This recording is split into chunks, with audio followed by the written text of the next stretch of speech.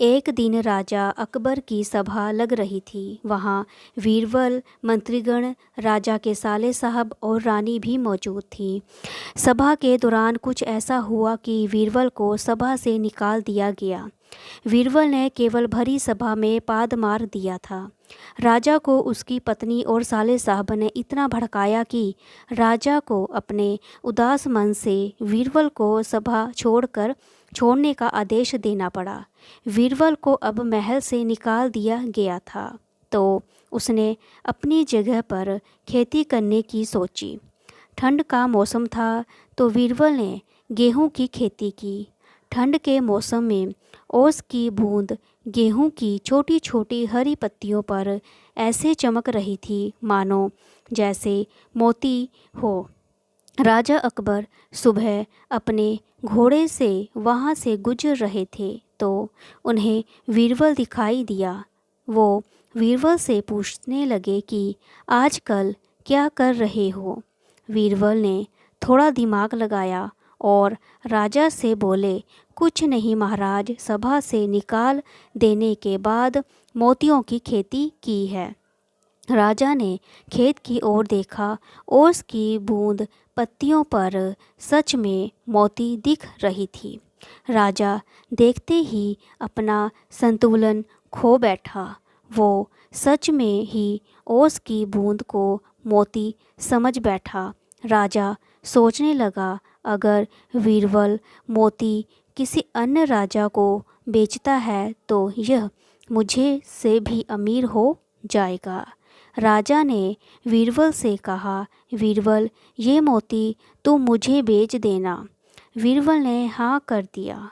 लेकिन राजा को इतने सारे मोती देखकर कहाँ नींद आने वाली थी।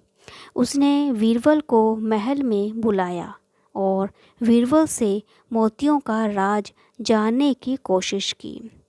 बीरबल भी चालाक लोमड़ी की तरह शातिर था। उसे तो पता था कि यह कोई मोती नहीं, केवल ओस की बूंदें हैं। लेकिन वह राजा को सबक सिखाने का रास्ता था। बीरबल ने कहा, महाराज, ये खेती हर जगह नहीं हो सकती। इसके लिए आपको वो महल तुड़वाना पड़ेगा जो आपने रानी के लिए बनवाया है। केवल वही खेती हो सकती है। राजा ने सोचा कि इतने सारे मोतियों में तो रानी के लिए 10-12 महल बनवा दूंगा। और राजा ने हाँ कर दिया और अगले ही दिन महल को तुड़वा दिया गया। मिट्टी को एकदम उपजाऊ किया गया।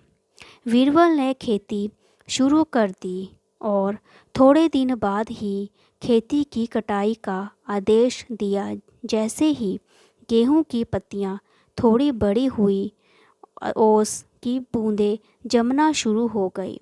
राजा अकबर अत्यंत प्रसन्न हो गया और जब कटाई के लिए बीरबल को बुलाया गया तो वहाँ पर पूरा गांव भी मौजूद था। बीरबल राजा से कहते हैं, महाराज, अब आप एक मोती तोड़ सकते हैं।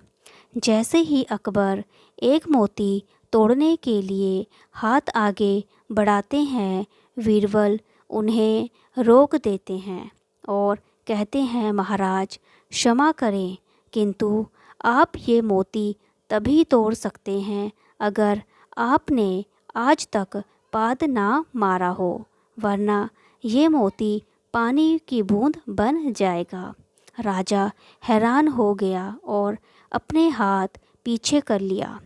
बीरबल ने वहाँ मौजूद सभी मंत्रीगण, रानी, राजा के साले साहब और पूरे गांव को मोती तोड़ने के लिए कहा, किंतु शर्त यही थी, केवल वही मोती तोड़ सकता है जिसने आज तक पाद ना मारा हो, वरना मोती पानी की बूंद बन जाएगा। इतनी भीड़ में किसी की भी हिम्मत नहीं हुई कि कोई मोती तोड़ सके।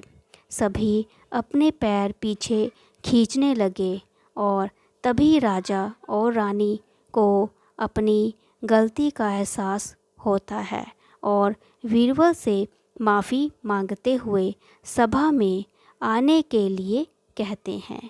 अगर मेरी ये छोटी सी वीडियो अकबर और वीरबल की अच्छी लगी तो लाइक करें, शेयर करें, सब्सक्राइब करें। Thank you so much.